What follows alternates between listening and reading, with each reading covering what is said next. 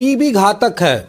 TB का vote bank जो है वो घातक है इस देश के लिए। कोई आवश्यकता नहीं थी निजी टिप्पणियां करने की, पर दर्शक देख रहे होंगे कि भैया जो मनोज जी बोले, ये भैया जी भावनाओं पर सुनना चाहते हैं।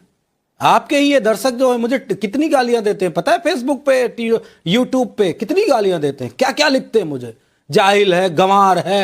ये बैठे थे मेरे दूसरे यादव मुख्यमंत्री हैं, आपका परिवार के बाहर का एक यादव बताइए। एक जब देना होता है तो मुलायम सिंह जी, फिर उनके भाई, उनके दूसरे भाई, उनके बेटे, उनकी बहू और उनका भतीजा। नमस्कार दोस्तों, आप सबका बहुत बहुत स्वागत है द फर्स्ट डिबेट में। दोस्तों, डिबेट का टॉपिक ये था कि उत्तर प्रदेश में सीट शेयरिंग कैसे होगी समाजवादी और कांग्रेस पार्टी के बीच में। डिबेट इस पे होनी थी, लेकिन समाजवादी के प्रवक्ता जो मनोज यादव है ये अलग ही नशे में रहते हैं।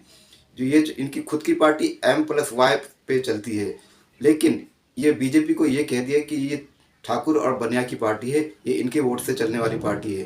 तो दोस्तों, इस बात के बाद सुधांशु त्रिवेदी जी और मनोज यादव समाजवादी पार्टी के प्रवक्ता, इनके बीच में घमासान डिबेट होती है। तो दोस्तों, डिबेट बहुत मजा आएगा आपको। तो शुरू करते हैं डिबेट वीडियो, लेट्स स्टार्ट। करना, ये भी परेशान हो गए, हम भी परेशान हो गए, करो फिर। 80 सीटों की उत्तर प्रदेश है। 80 सीटों की उत्तर प्रदेश में कितने कांग्रेस को आप दे देंगे? 2, 3, 4? क्या इससे पेट भरेगा कांग्रेस पार्टी का? इस पर अभी तक कोई चर्चा भी शुरू हुई है कि नहीं, कि किस तरह से बंटवारा होगा? क्योंकि अभी तक तो धमकियां चल रही हैं कि अगर बहुजन समाज पार्टी के साथ करोगे तो हम नहीं रहेंगे इंडी गठबंधन में। हो क्या रहा है? कोई चर्चा हुई है सीट शेयरिंग पर? कि बीजेपी के वोट बैंक है टीबीबी। टीबी समझते हैं? टीबी, फिर एक बार और बी कह दो, ठाकुर, बाभन, बनिया।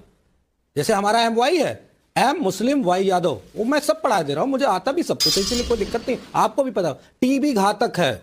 टीबी का वोट बैंक जो है वो घातक है इस देश के लिए, बीमारी की तरह। खैर, मैं मुद्दे पे आता हूं।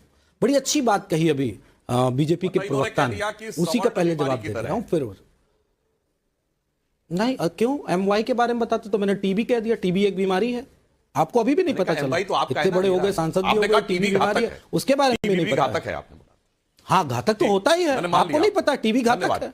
बिल्कुल। आप मुझे बोलने दीजिए प्लीज। आई वांट, प्लीज मुझे बोलने दीजिए। नहीं बोलिए। आपने एक बात कही कि ये लोग किसी को दलित नहीं कहते। मेरे पास पुख्ता सबूत हैं। एक है गृह मंत्री अमित शाह, पता नहीं कौन वाले हैं, अब्दाली शाह वाले हैं, कौन से वाले शाह हैं।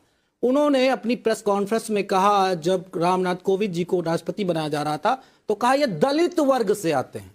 आप सुधांशु त्रिवेदी जी का दिमाग खट से खुल गया होगा अच्छे से। एक उत्तर प्रदेश के मुख्यमंत्री भगवाधारी योगी आदित्यनाथ, उन्होंने कहा हनुमान जी दलित जाति के हैं। समझ में आ गई होगी बात? खैर, दोबारा बोलने से पहले 10 बार सोच के बोला करो। और सुधांशु त्रिवेदी जी, मनोज यादव के सामने खासकर सोच के बोला करो। अब आता हूं गठबंधन पे। इंडिया अलायंस में गठबंधन पे रोजाना सवाल पूछा जा रहा है। नविका जी, सीधा जवाब, हमारा गठबंधन हो ना हो। अगर नहीं हो रहा है तो कपड़े फाड़ के आप खुश हो जाओ कि अरे हम तो जीत लेंगे चुनाव। काहे के लिए रोज विलाप करते नजर आते हो? रोजाना विलाप टीवी पे होता है, आज ये, आज वो, ये एनडी गठबंधन, आज ये फलाना हो गया, वो धिमका हो गया। काहे के लिए विलाप करते हो भाई?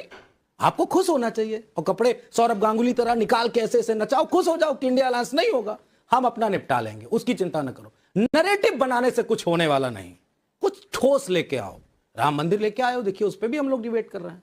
रोजाना आपके सवालों का जवाब देते हैं और कभी भागते भी नहीं किसी चीज से, किसी चीज से नहीं भागते। जो सवाल पूछोगे उसका जवाब देंगे। जब सुधांशु जी आप हमसे पूछोगे तब जवाब देंगे। लेकिन इंडिया अलायंस पूरी मजबूती के साथ आपको मुंह तोड़ जवाब देगा। मुंह तोड़ का मतलब तो समझते होंगे, अगर कोई सवाल इस पे बनता हो तो उसका भी मुहावरे के साथ जवाब दे दूंगा और आपको पता भी कमाल करते हैं यादव जी, कमाल करते हैं। एक तरफ कह रहे हैं इंडिया गठबंधन हो या ना हो विलाप मत करो, और दूसरी तरफ कहते हैं कि इंडिया गठबंधन जोरदार जवाब देगा। अब मैं तो कंफ्यूज आ गई हूं, पता नहीं पब्लिक कितनी कंफ्यूज आई है। आपको समझ आया सुधांशु जी? हमें तो कोई प्रॉब्लम नहीं है, रोजाना टीवी पे कहा जा रहा है ना, रोजाना टीवी। कोई आवश्यकता नहीं थी निजी टिप्पणियां करने की, पर दर्शक देख रहे होंगे कि भैया जो मनोज जी बोले, ये भैया जी भावनाओं भाई के क्या बोले, किसी के समझ में नहीं आया। मतलब आप चालू पार्टी के साथ हैं या चिरकुट पार्टी के विशेषण के साथ हैं? आप उसके साथ हैं कि अभी स्थिति यह है कि पंजे में 5 उंगलियां होती हैं, 5 सीटें कांग्रेस को मिलेंगी, इसमें कोई, अरे आपने रिटर्न पे बोली साहब, हम 50 देंगे। एक बार आप भी बोल लीजिए, मैंने भी एक बार आपको बोला था 50 देंगे। अब मैं बताता हूं, इनके हिसाब से शायद इनको अपनी पार्टी का इतिहास नहीं पता। इन्होंने कहा टीबीबी घातक है।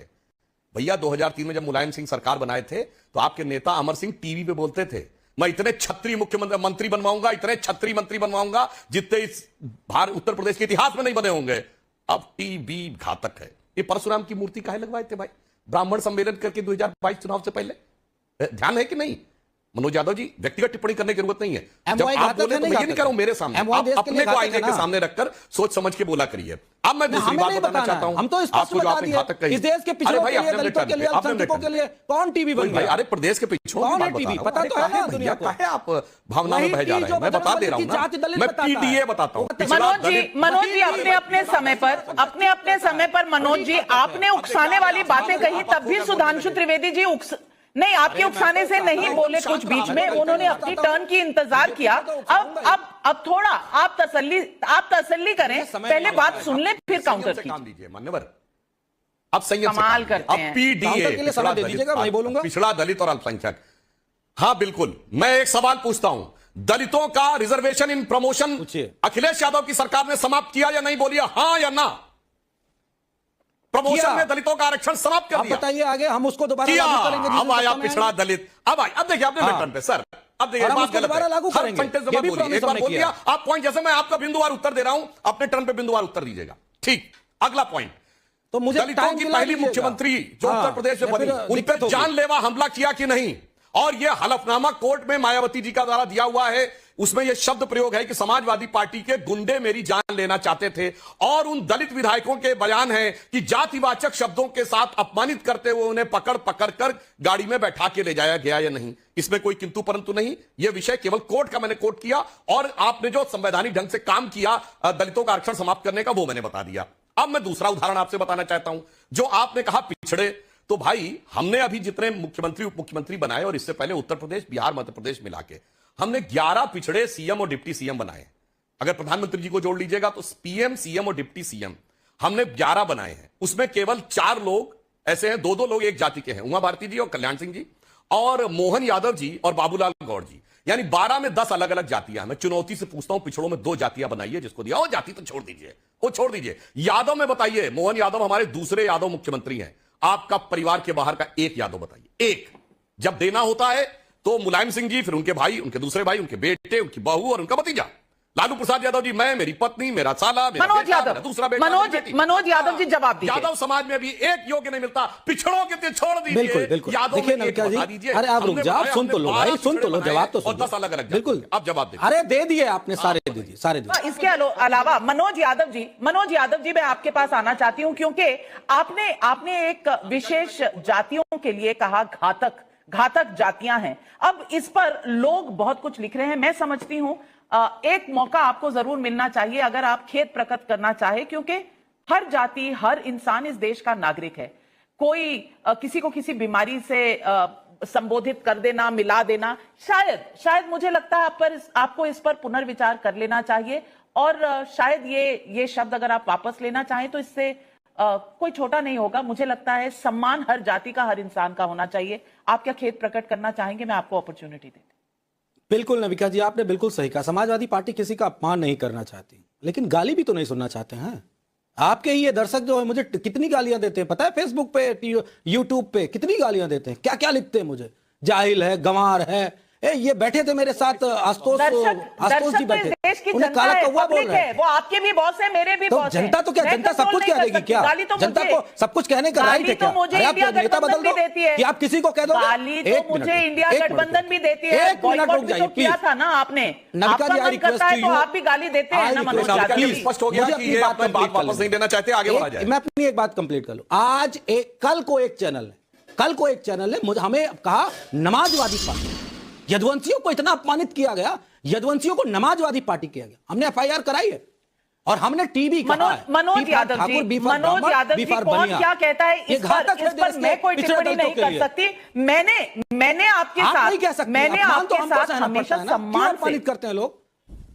नहीं, पर मैं कभी नहीं करती, इसलिए मैंने कहा अगर आप ये शब्द वापस लेना चाहे तो ले सकते हैं। आपके चैनल को नहीं, देखिए बिल्कुल हम समाजवादी किसी का अपमान नहीं करना चाहते। हम एक लक्ष्मण रेखा बचाते हैं। जो MY रोज कहा जाता है, कहें ये सुनिए, मैं कह रहा हूं हमको कहा जाता है मुस्लिम यादव सुधांशु जी, तो हम भी कह रहे हैं आप टीवी की पार्टी हैं, आप टीवी की पार्टी हैं। बस बात देखिए, मैं विनम्रता से चाहूंगा नाविका जी, दर्शकों के हित को ध्यान में रखते हुए, जैसे मैंने शांति से बात सुनी है वैसे ही मनोज जी भी सुने, अन्यथा जब मैं बोलूं बाकी लोग बोले मेरा फेडर ऑफ कर दीजिए, जब मैं बोलूं तो उनका फेडर ऑफ कर दीजिए, ताकि दर्शकों के साथ न्याय हो सके।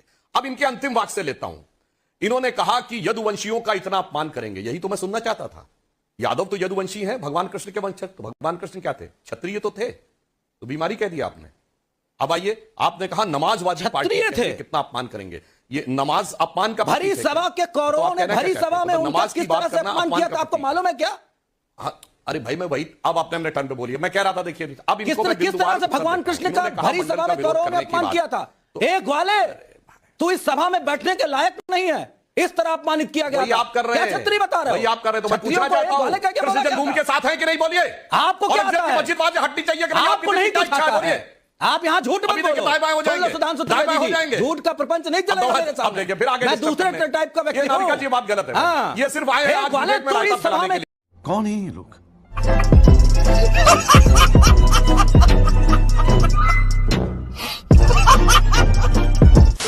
तो दोस्तों डिबेट हो गई खत्म, वीडियो हो गई पूरी। उम्मीद करता हूँ दोस्तों ये डिबेट वीडियो आपको पसंद आई होगी।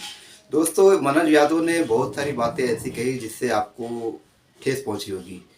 और मनोज यादव जी जो कह रहे थे कि मुझे भी बहुत सारी बातें कही जाती है ऐसी वैसी सोशल मीडिया पर, यूट्यूब पर, जहाँ भी वो अपनी बात कहते हैं।